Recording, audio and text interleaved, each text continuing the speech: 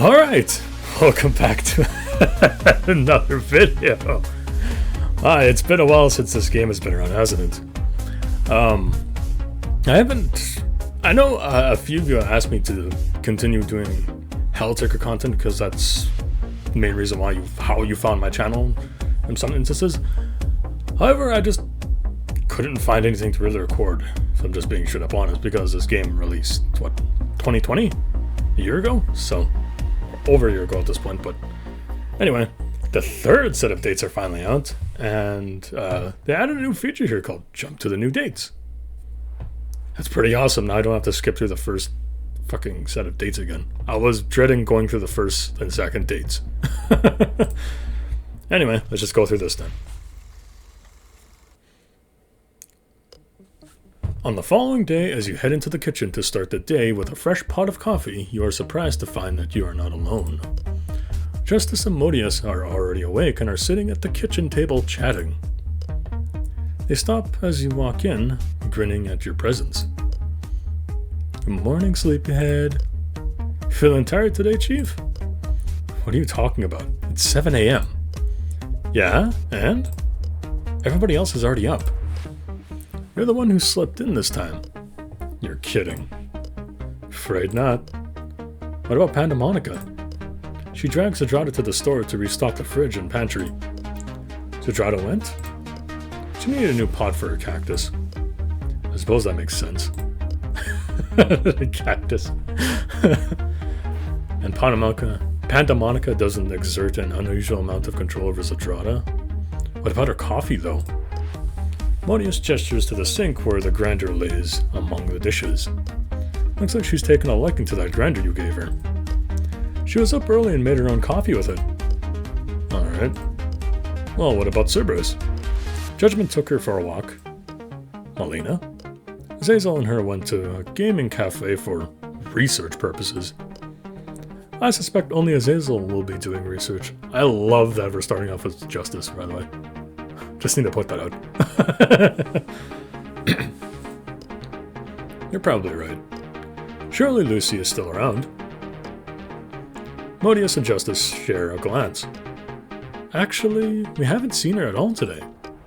Yeah, I put my ear up to her door thinking I'd hear her snoring like usual, but nothing. She's just gone? The demon shrugged. Don't know what to tell you, Chief. Alright. Now what about you two?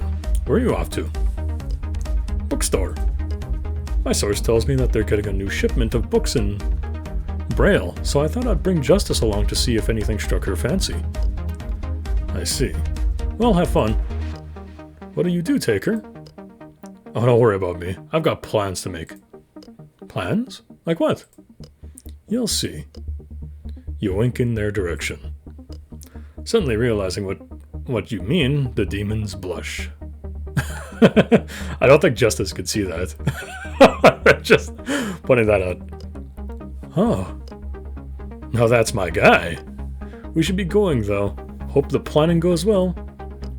The demons bid farewell and head out the door, leaving you alone in the house for the first time in months. Left to your own devices, you can only hope that you're living up to Lucifer's expectations. Select your character. Oh my. Oh, she's in a she's in a new getup. I like that. Is anybody else in a new getup? No, just Pandemonica. Alright, well, we'll work from Pandemonica and Right. So, like usual. Huh? What is that? Oh well. You can't stop thinking about all that Pandemonica told you the other day. Her words occupy your thoughts to such a degree that you find yourself going out of your way to do research on the matter. However, after exhausting the local library of all their resources regarding demonology, and earning more than a few concerned looks from the librarians there, you turn to the only place deprived enough to have what you're looking for. The internet. Alas, even that proves to be unfruitful. Unsurprisingly, there isn't much in the way of academic papers around the study of actual flesh and brimstone demons.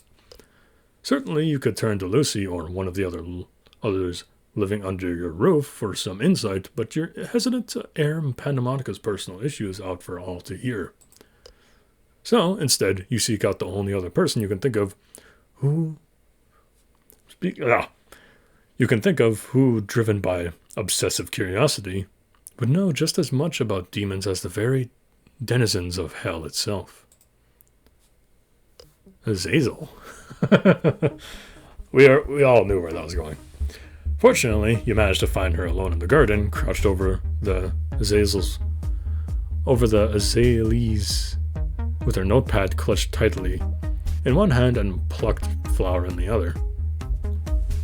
Oh, that art background is really nice. You come upon her just as she is about to lick one of the petals. What is she doing?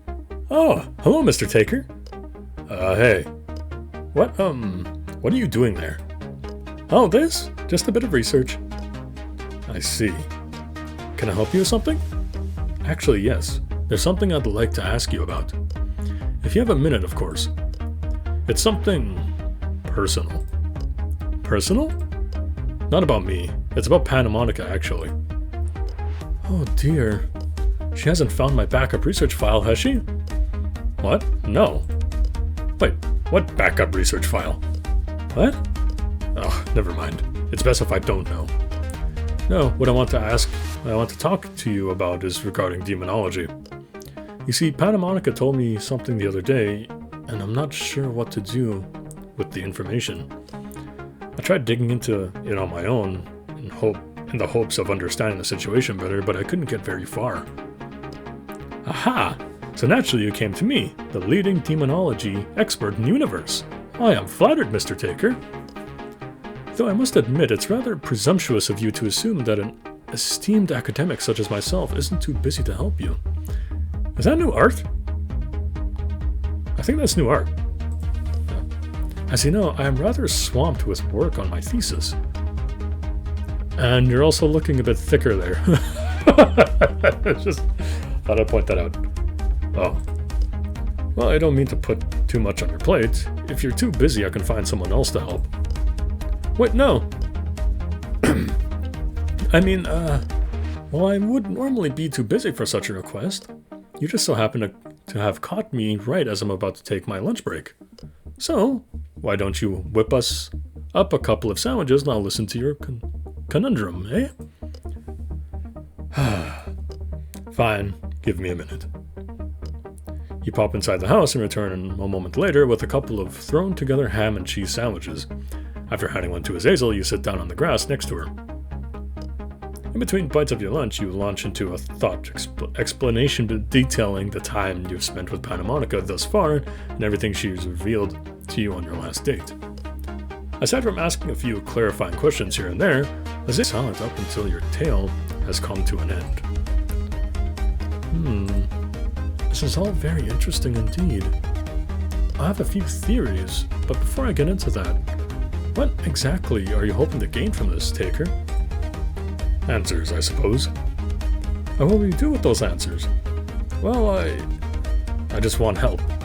Maybe it isn't my place to interfere, but I also know that I can't just sit by and watch her suffer. That's really admirable of you, Mr. Taker. I'm sure that even if you fail to make a difference, she'll appreciate the effort. I hope so. Now on to my theories. As it stands, I believe the primary reason for Pandemonica's affiliation is thanks to the influence Hell exerts over its denizens, whether they remain within its direct boundaries or not. Therefore, it stands to reason that in order to ease her particular malady? Malady? What does that mean? I'm not sure what that means. You need to lessen Hell's metaphorical grip over her. The easiest way to do this is to distance her from Hell. So I just need to bring her somewhere that's as far away from Hell as possible? Like a really tall mountain? Yes, that's one way of thinking about it, I suppose. But I'm afraid it isn't quite so simple. Sure, putting physical distance is one way of alleviating her plight, but is that really sustainable? I think what you I think what you really should focus on is either aesthetic or emotional distance. Either you can make her immediate surroundings the very I can never say this word, antithesis of hell, or you can replace the lingering feelings of her time in hell with something totally different. In doing so, you may be able to make the voices stop. For fuck's sakes. The antithesis of hell. How am I supposed to accomplish something like that? I realize this is all far easier said than done, but fear not. I have a couple of ideas that could help you. Based on what you've told me and my knowledge of hell itself, I think you have two avenues with which you can pursue. Firstly, bring her somewhere that is opposed to the dark and drab image of hell. That, I believe, is much of why her malady subsided on your walk the other day. The beautiful scenery and the cold brought her away from hell's clutches, giving her peace. Alright. And the second option? That one is a little more tricky, but also it's likely to prove more effective. Okay, what is it? If you could elicit feelings of joy, contentment, affection, or even love, it is likely you'll be able to permanently ease her disquiet. Disquete? I don't know. But it is difficult to say if this will succeed since it hinges on her reciprocating? Oh, reciprocating those feelings. I see. Thank you, Azazel. You've given me a lot to think about. Anytime, Mr. Taker. If there's anything else I could do, just let me know. Actually, there's one more thing I can get you to do for me. Of course. What is it? Oh boy. God damn. That sneeze hurt. Oh god, it hurt. Oh boy. Alright, let's continue. You've got a bathing suit, right? Yeah? Good. Pack up your suit, a towel, and a couple of umbrellas and meet me by the car in a half hour. What are you planning, Mr. Taker? You'll see. Also find Pandemonica for me and get her to pack up her things as well. We're gonna take a little trip. With that, you leave Azazel to go into the house and track down Judgment. With her help, you wrangle Cerberus into the kitchen so that the three of you can begin preparing a basket of sandwiches, snacks, and wine. Then you gather your own bathing suit and a couple of beach-related activities items before loading everything up in the car. Oh, we gotta get... Please tell me there's a beach thing here. That would be awesome. I would love to see that. True to her word, Azazel meets you out there with a very groggy Pandemonica in tow. Oh my god. That is awesome. Yeah, that's adorable art. I love that. What in the world is going on, Taker? Why are you all standing here in our bathing suits? Hop on in and you'll see. Pandemonica pauses to glare at you before sliding into the passenger seat. Satisfied that no one has gotten hurt yet, you hop behind the wheel. The car rumbles to life and you set off. For the first leg of your long journey, Cerberus and Judgment war over territory in the back seat while Azazel regales you with all sorts of obtuse facts about all the scenery you pass by. Pandemonica is, unsurprisingly, silent as she stares out the window. You cannot tell if she is grumpy, skeptical, or both.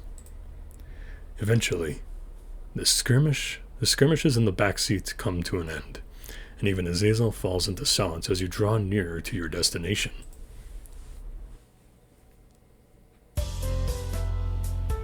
That is new audio. Same with that art. At last, after nearly an hour of driving, you pull off into the main road onto the narrow side street, which brings you closer to the smell of salt air. Soon, you're able to hear the sound of crashing waves in the side that is a good time to park. Alright everyone, we've got a bit of a walk still to go, so grab what you can. I promise you won't want to make a return trip. Where in the world have you brought us, Taker? Pandemonica, do you mind grabbing the picnic basket for me? I've got my hands a bit full with the towels. Don't dodge a question like that, mortal. Surely you don't think that I am foolish enough to fall for that. Hey, answer me, Taker. Taker, don't you walk away from me. You grab what you can and hurry out of the car. Then, with everything falling close behind you, everyone... Oh boy. I just realized what I said.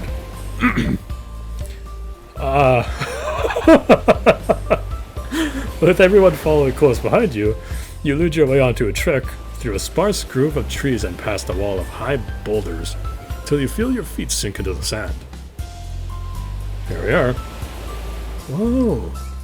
Upon setting their sights on the beach, Cerberus drops everything they are holding, tossing off their sandals, and charges forth into the water. Wait for me! Okay, Azazel looks really good in a bathing suit. Judgment. Hey, don't just drop everything and run off. Hey! Grumbling, Judgment manages to gather up everything Cerberus dropped and lung it to the rest of the way. This is... Do you like it? It's... Pandemonica turns to you and meets your gaze. At once, she seems to understand what it is you're trying to really ask. Quiet. I really appreciate this, Taker, but... Listen, if they come back, then so be it. There isn't much we can do about that. But for now, try to put all that in the back of your mind and just enjoy yourself. You reach into the basket hanging off of Pandemonica's forearm and pull out a thermos. Here, I'll pack you some coffee. Now go relax, okay?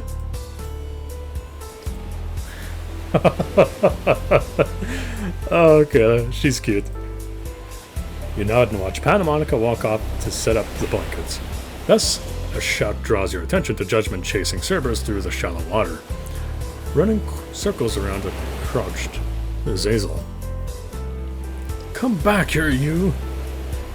Quit running like that, you're scaring away the specimens! Judgment is just about to toss her chains out at a mischievous trio when you whistle for her attention. As she turns to you, you withdraw a disc from your bag on her shoulder and toss it to her. She catches it out of the air and returns a thankful wave. Oh, excuse me. With one fluid motion, Judgment hurls the disc down the beach.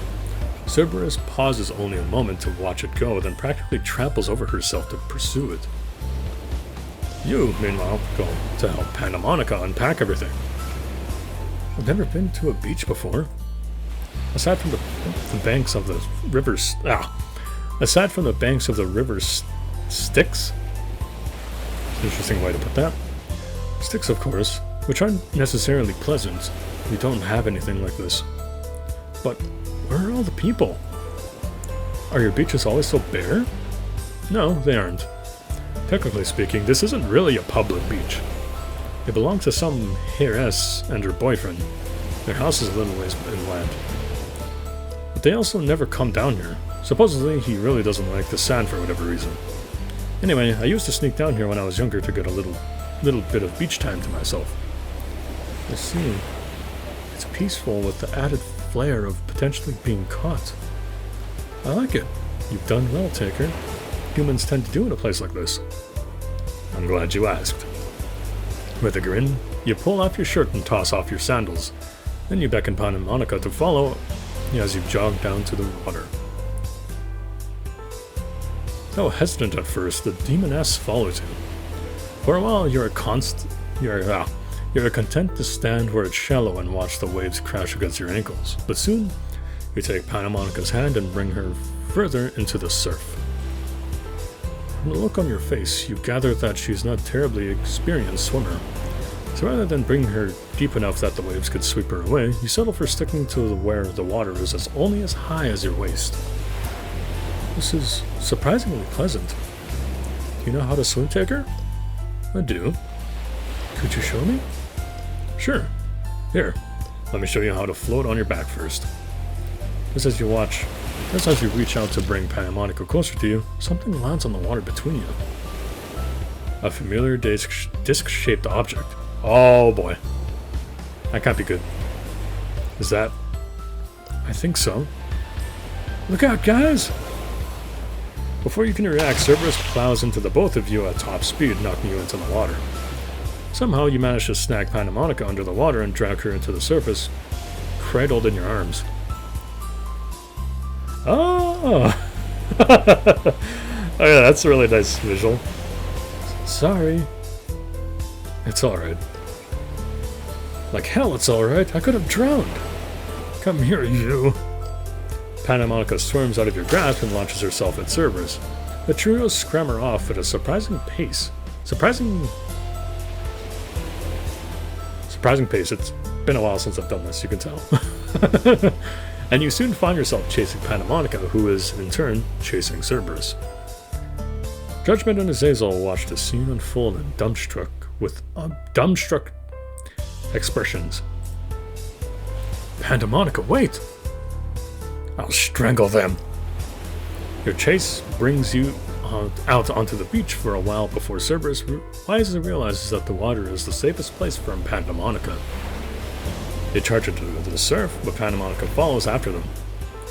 With a yelp, Cerberus tries to splash water onto Pandemonica's face, hoping to make a swift escape when she's blinded. But the sleep demon is not deterred.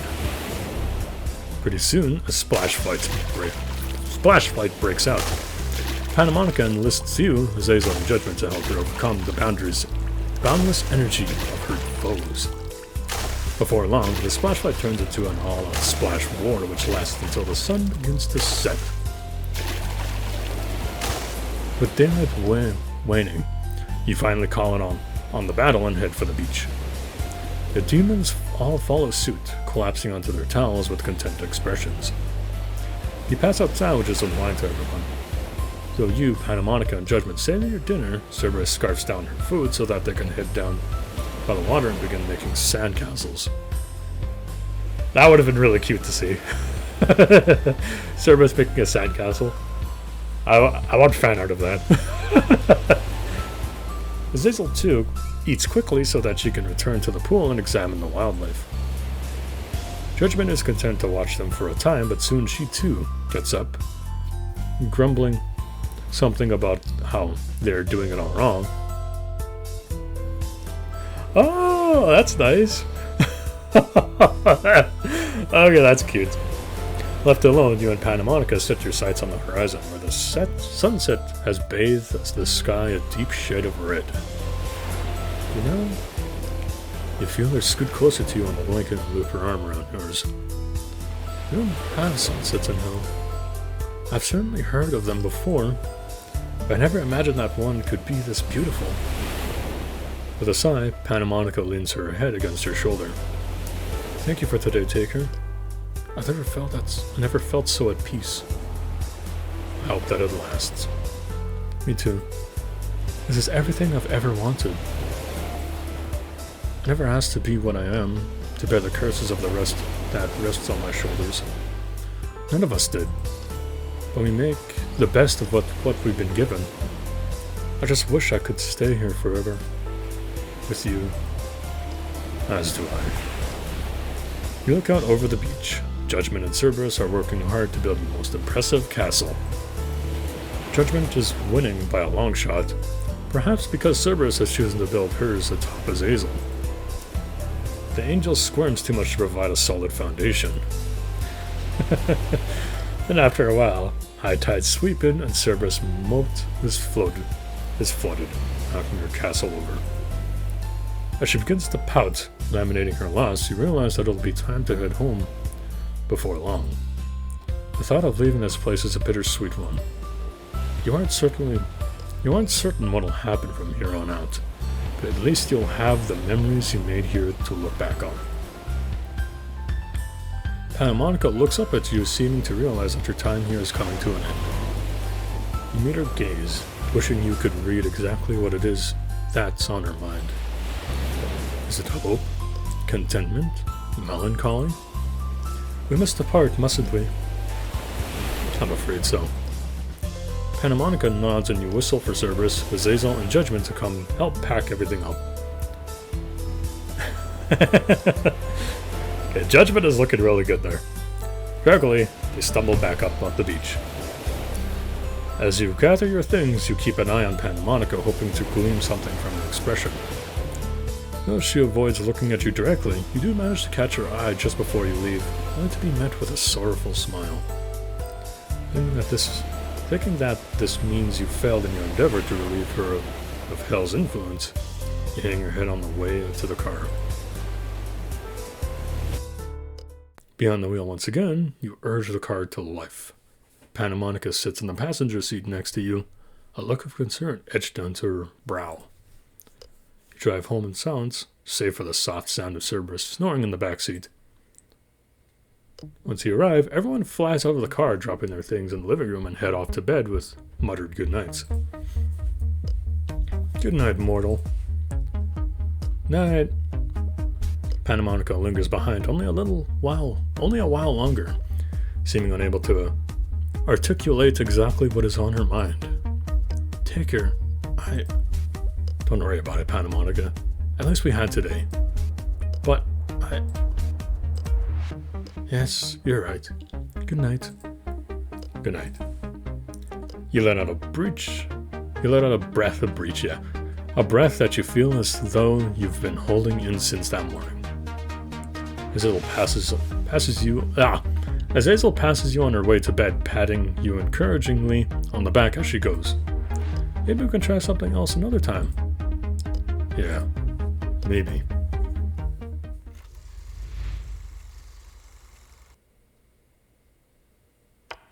Okay, that one was... that one was good. I like that one a lot. But I think with that, we can finish up this video, alright? Oh boy, I haven't done an outro in a while. If you liked what you saw, feel free to like the video. It does help out the video a lot.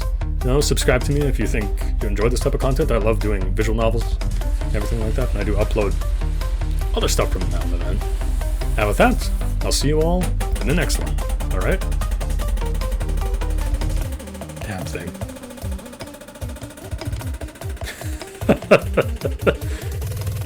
Thank you all for watching, and I'll see you guys on the next one. Have a good day.